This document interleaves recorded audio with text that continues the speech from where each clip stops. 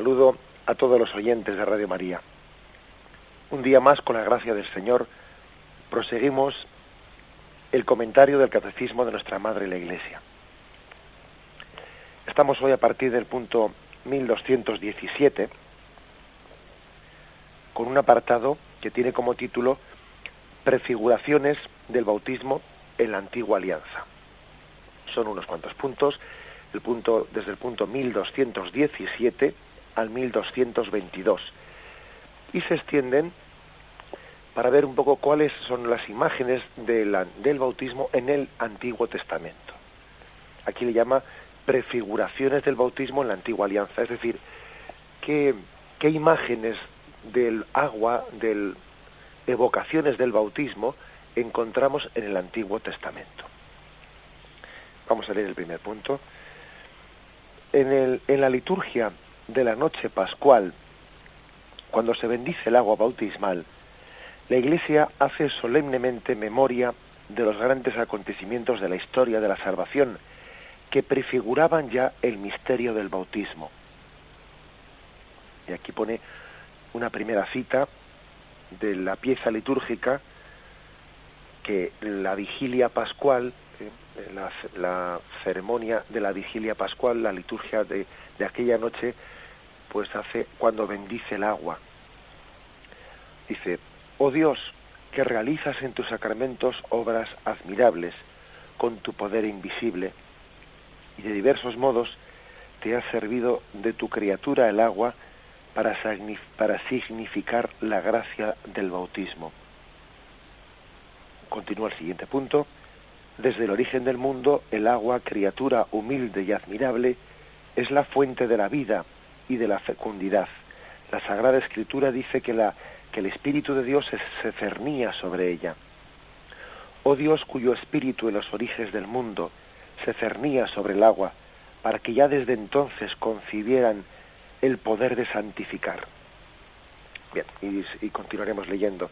Aquí lo importante es que veamos que la liturgia, sabemos que la Sagrada Escritura se divide en Antiguo Testamento y Nuevo Testamento.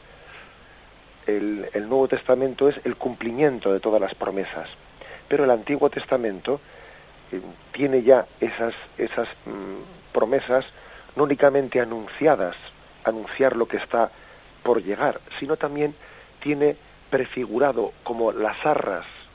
Hay muchos signos en el Antiguo Testamento que no son sólo un anuncio de que llegará una salvación, sino que también hay signos que son como un pequeño adelanto de eso que se anuncia que llegará.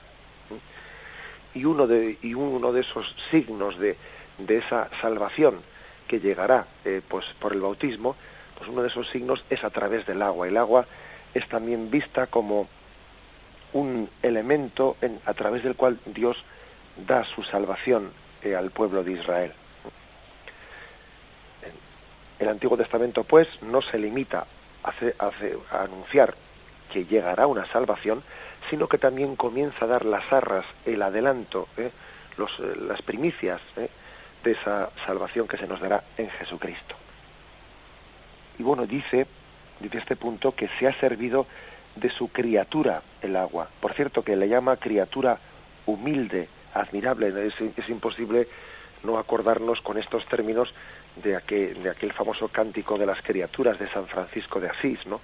Cuando él canta a toda la creación, en aquel famoso cántico que hemos incluido en la liturgia de las horas, en uno de sus himnos: omnipotente, altísimo, bondadoso Señor, tuya son la alabanza, la gloria y el honor, tan solo tú eres digno de toda bendición, y nunca es digno el hombre de hacer de ti mención. Y empieza a describir las criaturas, ¿no? Por el hermano sol, que alumbra y abre el día, y es bello en su esplendor, por la hermana luna de blanca luz menor, las estrellas claras que tu poder creó.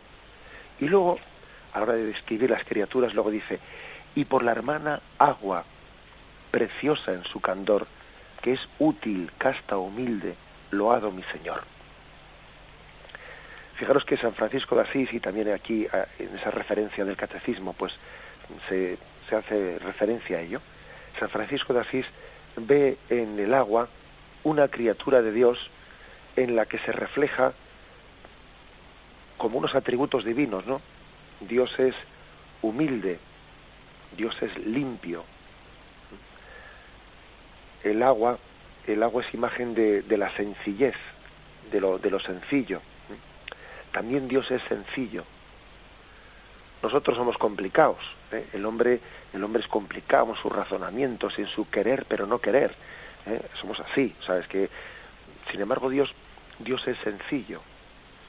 El pecado tiene la capacidad de complicar las cosas cuando en sí mismas son muy sencillas. El pecado hace que nos armemos un lío, ¿no? Y todo lo veamos oscuro. Sin embargo, las cosas a la luz de Dios se ven clarísimas.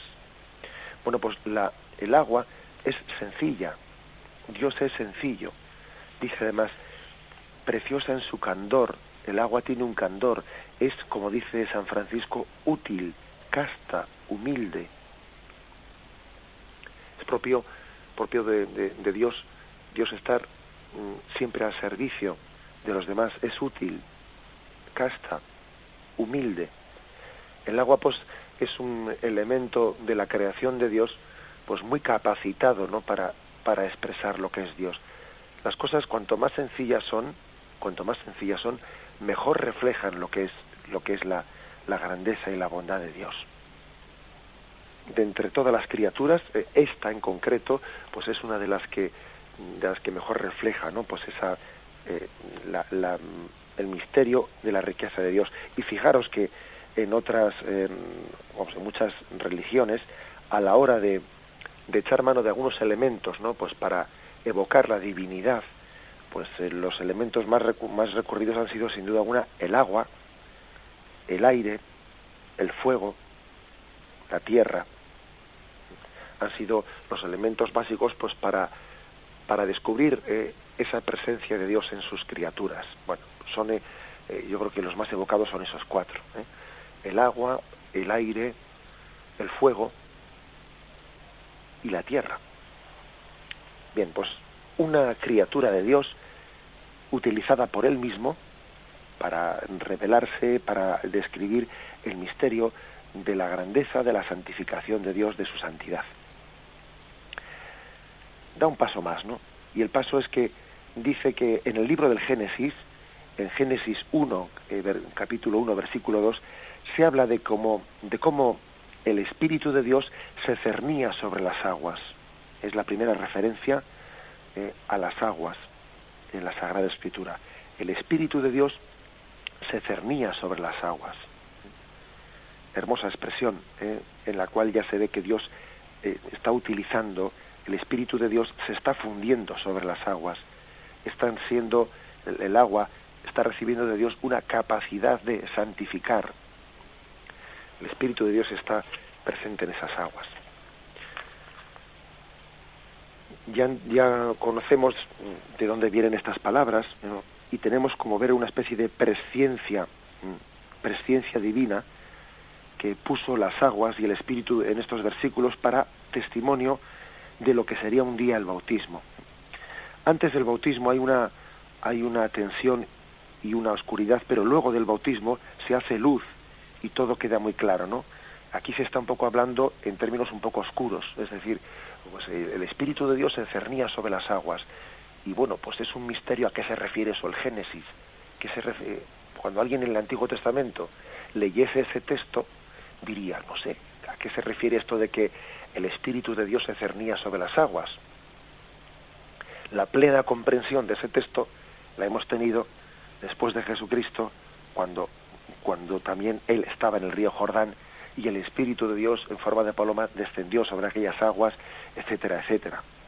Bien, es el bautismo el que ha clarificado plenamente, ¿no?, este texto. Teófilo de Antioquía, un santo padre de la Iglesia, decía: aquellas cosas que fueron creadas de las aguas recibieron la bendición de Dios, de tal manera que esto fuera un signo de que los hombres en un tiempo futuro recibieran arrepentimiento y remisión de los pecados a través del agua y baño regenerativo. Sabemos por las Escrituras que Cristo fue el primogénito de la creación. pues fue engendrado antes que el tiempo existiera, y por medio de él todas las cosas fueron hechas. Paralelamente, en su bautismo, Jesús comienza la creación espiritual siendo el primogénito de muchos hermanos que están por venir. Así es que en el bautismo se inicia la nueva creación. Cuando nos bautizamos nacemos de arriba y somos integrados al cuerpo de Cristo. Por eso el hecho de que la Biblia comience diciendo, ¿no?, en su segundo versículo, el Espíritu de Dios se cernía sobre las aguas, hace referencia a que cuando va a comenzar la Biblia a contar la creación del mundo, se está recordando que la segunda creación es la creación sobrenatural. La primera creación fue la creación de este mundo material, pero la segunda creación es la creación de una vida sobrenatural en nosotros. Somos engendrados a una vida eterna. No solamente hemos sido creados para una vida terrenal, también hemos sido engendrados por Dios para una vida eterna. Y eso es lo que evoca el Génesis, pues en su segundo versículo. Fijaros además cuál es el comienzo del libro del Génesis, cuál es el primero de los versículos. Lo leo. En el principio creó Dios los cielos y la tierra. La tierra era caos y confusión y oscuridad, y el Espíritu de Dios aleteaba por encima de las aguas. Es decir, al principio todo era confuso, pero sin embargo el Espíritu de Dios aleteaba sobre las aguas. Es decir, todavía no se había manifestado, ¿no?, Dios, todavía Dios estaba oculto, todavía Dios no se había revelado en la historia de la salvación, pero sin embargo ya el Espíritu de Dios aleteaba sobre las aguas. Esas aguas iban ya a tener una capacidad de anunciar la salvación de Dios. Bien, dando un paso más, San Ambrosio, otro de los padres de la Iglesia, en un libro suyo, en un tratado sobre los misterios, dice: ¿qué has visto en el baptisterio? Ciertamente agua, pero no solamente agua, también has visto a los diáconos y al obispo haciendo preguntas e invocando. Cree entonces que la presencia de Dios está allí. Considera cuán antiguo es el misterio del bautismo, prefigurado en el origen del mundo, cuando Dios hizo los cielos y la tierra. El Espíritu, se dice en el Génesis, se movía sobre la superficie de las aguas. El que se movía sobre las aguas no trabajó sobre esas mismas aguas. El agua entonces es aquello en lo que la carne es sumergida para que todo pecado carnal sea lavado en ella. O sea que dice aquí que Dios trabajó esas mismas aguas, Dios trabajó el agua ha sido como instrumento de Dios para sanar la humanidad. Como un cantero tiene el martillo como instrumento, como un alfarero tiene el barro como instrumento y se sirve del barro. Bueno, pues también Dios se ha servido del agua como un instrumento suyo, para santificar. Bien, hacemos un momento de reflexión y continuamos enseguida. La Iglesia ha visto en el arca de Noé una prefiguración de la salvación por el bautismo. En efecto, por medio de ella, unos pocos, es decir, 8 personas, fueron salvados a través del agua. Una cita de primera carta de Pedro. Y luego se cita el texto litúrgico de la bendición del agua de la vigilia pascual. Oh Dios, que incluso en las aguas torrenciales del diluvio prefiguraste el nacimiento de la nueva humanidad, de modo que una misma agua pusiera fin al pecado y diera origen a la santidad.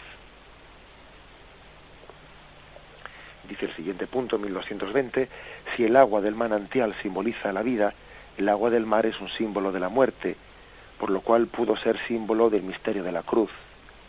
Por este símbolo, el bautismo significa la comunión con la muerte de Cristo.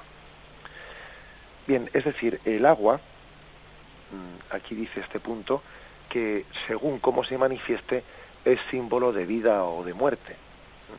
El agua del manantial es símbolo de vida. Sabemos que donde no hay agua no hay vida. Se dice ahora que en Marte hay agua, luego si hay agua cabría la posibilidad de que hubiese vida, ¿no? Si no hay agua ni se molestan, es decir, si no hay agua es impensable que haya vida. Bien, casi digamos que el agua ha pasado a ser un simbolismo de la vida.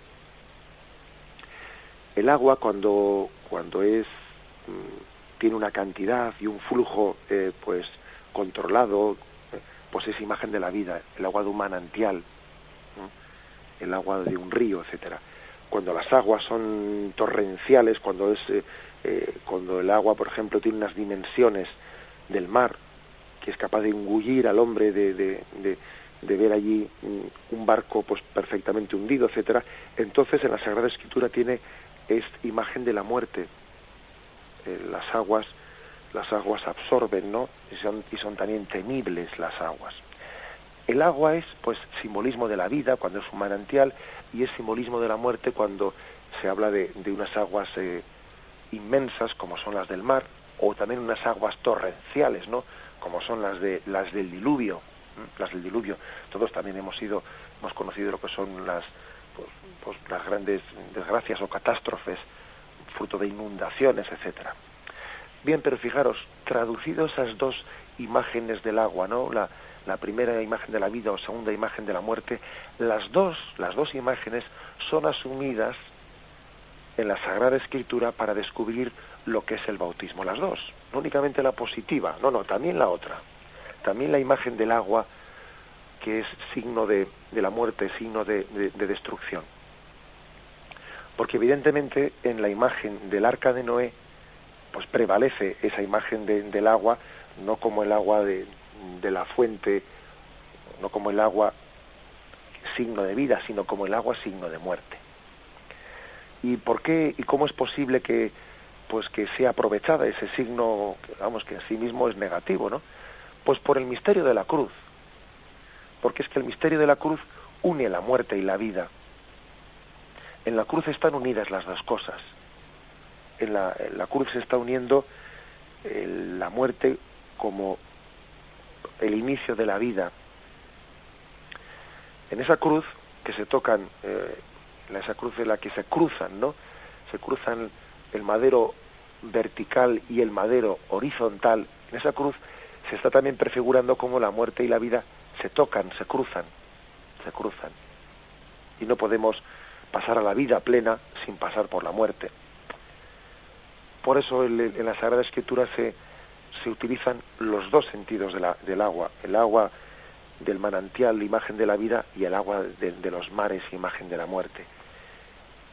El arca de Noé prefigura la salvación del bautismo. ¿Por qué? Pues porque Dios envió un diluvio bajo el cual quedó ahogado la humanidad pecadora, y fue salvado el pueblo justo, imagen de Noé y su familia. Y aquel arca que salvó a Noé y a su familia no es sino una imagen de la cruz que flota encima del agua. El hombre es como un náufrago que está en el agua, pero se agarra a un madero para no hundirse el agua. Y ese madero al cual se agarra como sus salvavidas es la cruz. La cruz es como nuestro salvavidas, es nuestra barca de salvamento, es nuestra arca de Noé, a la cual nos agarramos firmemente, a la cual nos subimos, nos subimos pues para no perecer, ¿no?, en las aguas. En las aguas entonces perece el pecado y renace de ellas un pueblo nuevo. Es hermosísima pues esta imagen, ¿no? Evoca lo que es el bautismo. O que el bautismo también es un sacramento de muerte para la vida. Si con él morimos, viviremos con él, solemos cantar. Si no moréis a vuestros pecados, no tenéis vida conmigo. El que no muera a sí mismo no puede ser discípulo mío. El que busque su vida la perderá, pero el que pierda su vida por mí la encontrará. Es decir, tienes que morir a tus pecados para nacer una vida nueva. O sea que el agua también tiene este simbolismo en el bautismo. todavía más si cabe, se queda eso remarcado en el paso del Mar Rojo por parte del pueblo de Israel. Pero antes de llegar a ello hay que decir sencillamente que este texto del Arca de Noé es muy citado por los padres, muy citado. San Cipriano nos dejó escrito en el año 258, porque así como en el bautismo del mundo, en el cual la iniquidad antigua fue purgada, aquel que no estaba en el Arca de Noé no pudo ser salvado de las aguas, de tal modo que no pudo ser salvado por el bautismo aquel que no había sido recibido la salvación. Es decir, aquí San Cipriano habla de la necesidad del sacramento del bautismo para la salvación, al igual que también fue necesario el Arca de Noé para salvarse del diluvio. Otro pacto que igual puede pasar desapercibido es el que se establece en la vida de Abraham. Lo comento, aunque sea brevemente, aunque aquí no lo introduzca, porque tiene que ver también con el bautismo. Si leemos el Génesis capítulo 7 o el Éxodo capítulo 12, se describe allí como el convenio de la circuncisión. La circuncisión no se aplicaba a los nuevos miembros que nacían en la comunidad judía cuando estos llegaban a la edad adulta. Todo lo contrario, en el 8º día de haber nacido el bebé, era circuncidado y con ello recibido en la comunidad de Israel. Nuestra unión con Dios es un acuerdo, no es un acuerdo entre dos personas maduras, no, sino que somos herederos de una promesa y nuestro nacimiento en la familia de Dios nos hace propiedad suya. O sea que la circuncisión tiene en común con el bautismo el símbolo o la representación de dejar la carne atrás, de deshacerse de la carne inservible para poder ser fructífero en el servicio de Dios. La circuncisión en el Viejo Testamento equivale al bautismo en el Nuevo Testamento. En el bautismo tenemos la circuncisión en Cristo. O sea, curiosamente la circuncisión pues se recibía en la infancia, al igual que mayoritariamente el bautismo se recibe cuando se bautizan los hijos de los cristianos, los bautizan de pequeños, ¿no? Con ello también se remarcaba el hecho de que nacemos por la pura gratuidad de Dios, por la pura gratuidad, no que ante Dios no tenemos un tú a tú, como si yo, no, sino que Dios nos elige antes de haber nacido incluso, ¿no? Somos elegidos por Dios. La circuncisión, pues, en el Antiguo Testamento es como una especie de pequeño adelanto de lo que estaba por llegar, de lo que era el bautismo. Incluso era deshacerse de la carne inservible, deshacerse del hombre antiguo para nacer un hombre nuevo, ¿no? Era ya una especie de pequeña prefiguración de lo que estaba llamado a venir por el bautismo. Aunque luego vemos también pues cómo San Pablo insiste en que el signo definitivo pues es el bautismo, y que una vez que ha llegado el bautismo de Jesucristo hay que dejar ya de pedir la circuncisión. Bien, hacemos un momento de reflexión y continuamos enseguida.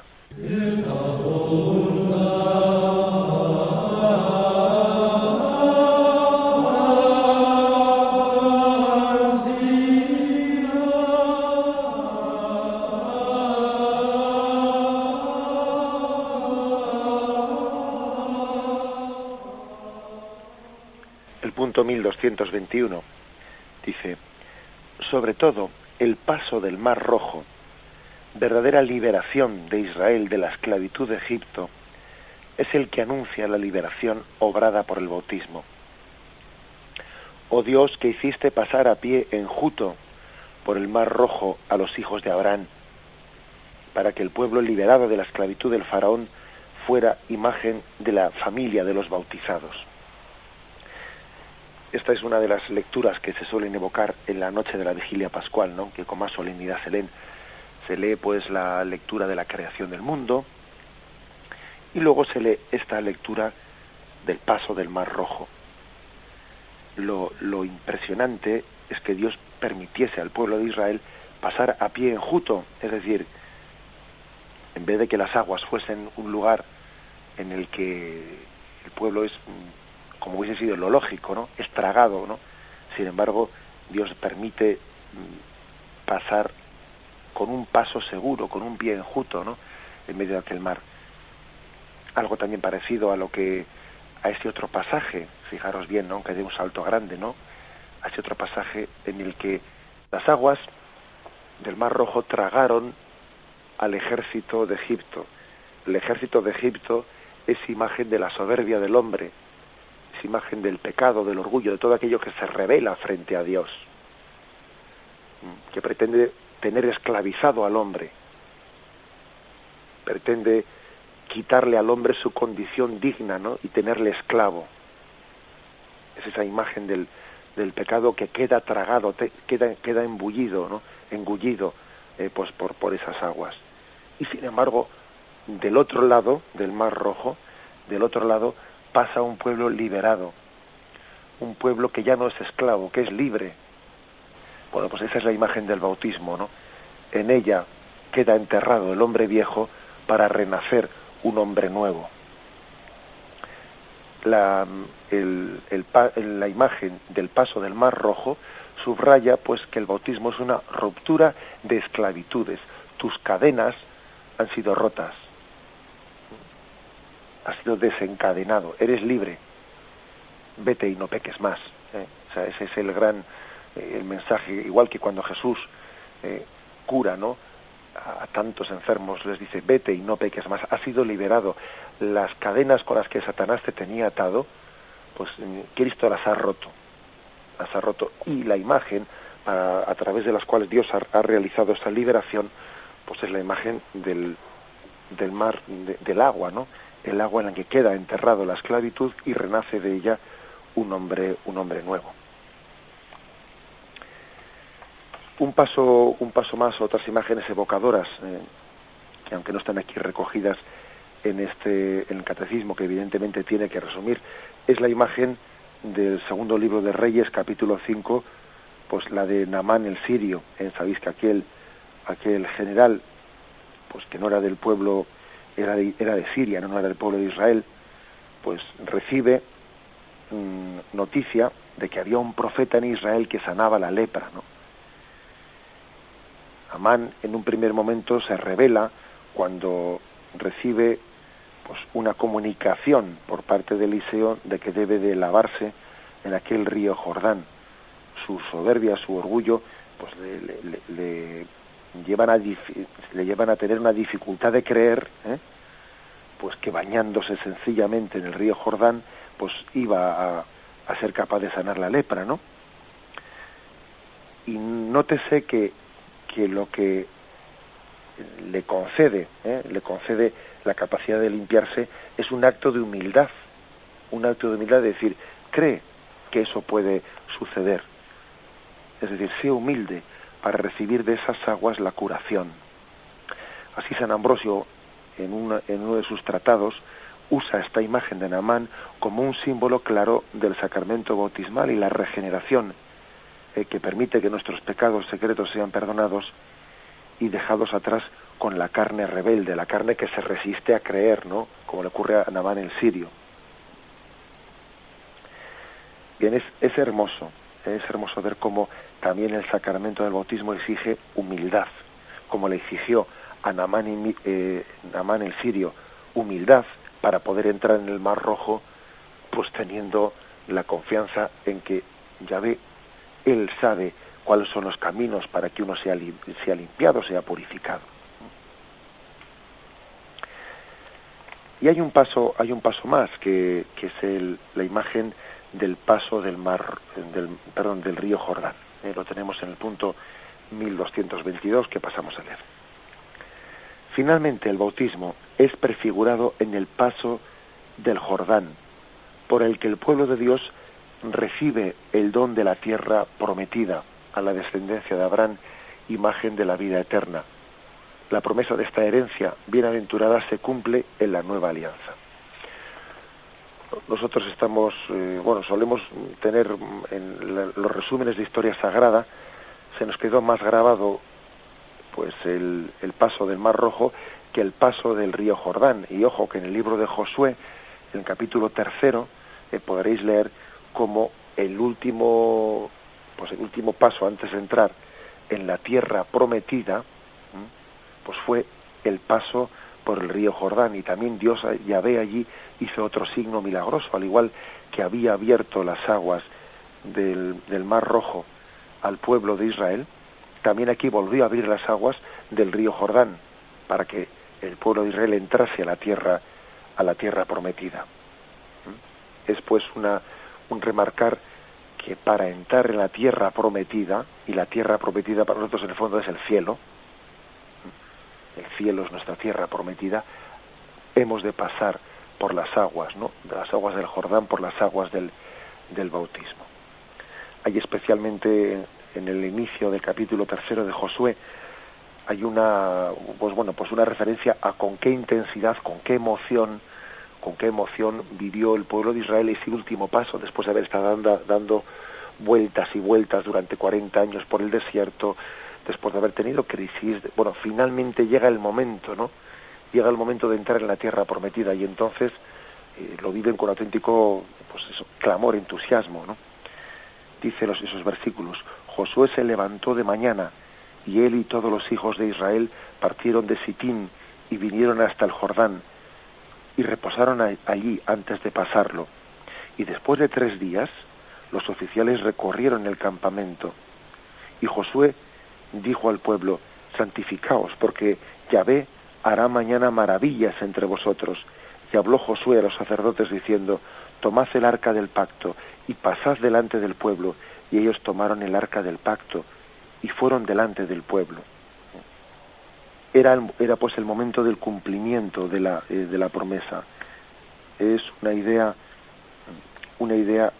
de preparar al pueblo para lo que va a ocurrir. Vas a ver convertidas en realidad todas las promesas divinas. La respuesta es clara, ¿no? Es decir, Dios nos pide esperanza, Dios nos pide fe para que el bautismo, pues para que esa capacidad de regeneración de Dios tenga todo el efecto que debe tener en nosotros. Esa emoción es signo de la esperanza. Uno había esperado con largo tiempo, ¿no? El momento de la liberación. Esto quiere decir que los cristianos, ¿no? Pues debemos de vivir la continua expectación de la salvación que se nos ofrece. Como Israel la vivió, nosotros también tenemos que ver, especialmente en el sacramento del bautismo, tenemos que ver el cumplimiento de toda esa expectativa.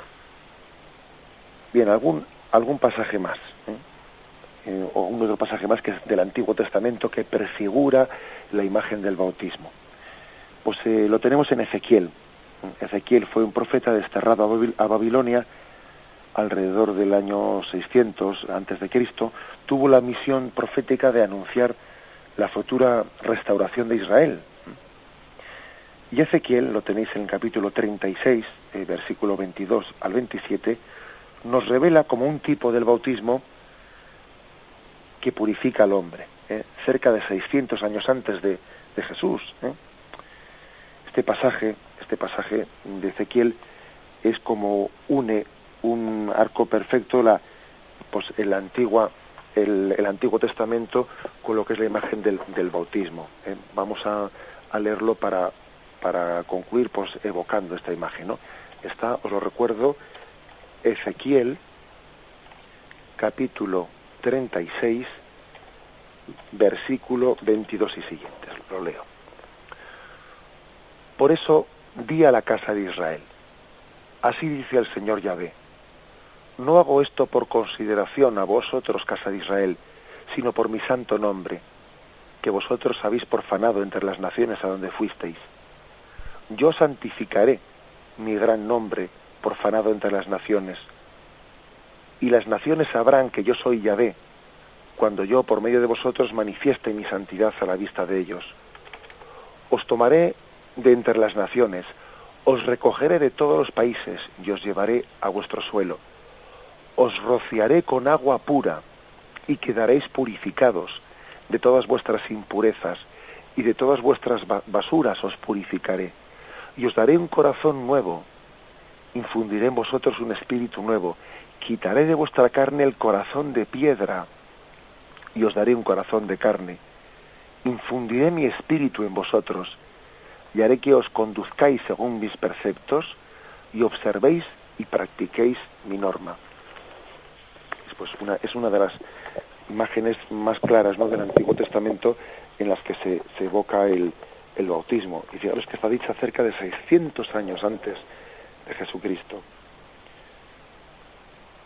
Este salpicar, este rociar el agua para purificarnos, pues es también, está evocando el agua de Cristo que brota de su costado, con la cual somos rociados, con la cual somos multiplicados, ¿no? Bien, solamente si somos rociados por el agua de Cristo, si somos asperjados por esa agua de purificación que brota de su costado abierto, solamente así podremos ser salvados, ¿no? Lo que nos impresiona es ver cómo ya en el Antiguo Testamento, que es de lo que se trata en el tema de hoy, cómo ya estaba prefigurada, ¿no?, esa capacidad de santificación, ese poder de santificación del agua en nosotros. De este texto de Ezequiel, lo que más habría que subrayar es que se une también a la imagen del Espíritu, ¿no? Dice, infundiré mi Espíritu en vosotros. O sea que con ese agua, junto con ese agua viene el Espíritu. ¿Os acordáis que hemos dicho antes de que al comienzo del Génesis dice el Espíritu se cernía sobre las aguas? Y ahora cuando dice rociaré, os daré un corazón, quitaré vuestro corazón de piedra, os daré un corazón de carne, infundiré mi Espíritu. O sea que con el agua que somos rociados y purificados, con esa agua se nos infunde el Espíritu de Dios. Parece que el Espíritu de Dios ha quedado fundido en las aguas. Las aguas son como un lugar especial de presencia del Espíritu. Salvando las distancias, pues sabemos que en el pan eucarístico, pues habita el Señor. Bueno, no es que habite, es que el pan no es pan, sino que el pan es apariencia de pan, y en realidad es Cristo. Bueno, pues salvando, digo, las distancias, en el agua sí es agua, a diferencia del pan, es decir, no ha habido una transubstanciación, pero sí que el agua está trasfundida, no transformada, porque el Espíritu le ha dado la capacidad de santificarnos, de purificarnos, de ser un signo de purificación. Eso es lo que definitivamente se dará en Jesucristo. En el Antiguo Testamento está prefigurado, está anunciado. Infundiré mi Espíritu en vosotros, ¿no? Bien, esta es, por lo tanto, la explicación de hoy, la explicación que conlleva de los puntos 1217 al 1222, y que podíamos resumir diciendo, bueno, pues el bautismo adelantado, las imágenes que adelantan o prefiguran el bautismo en el Antiguo Testamento. Bien, y termino dando la bendición de Dios Todopoderoso. Padre, Hijo y Espíritu Santo, descienda sobre vosotros. Alabado sea Jesucristo.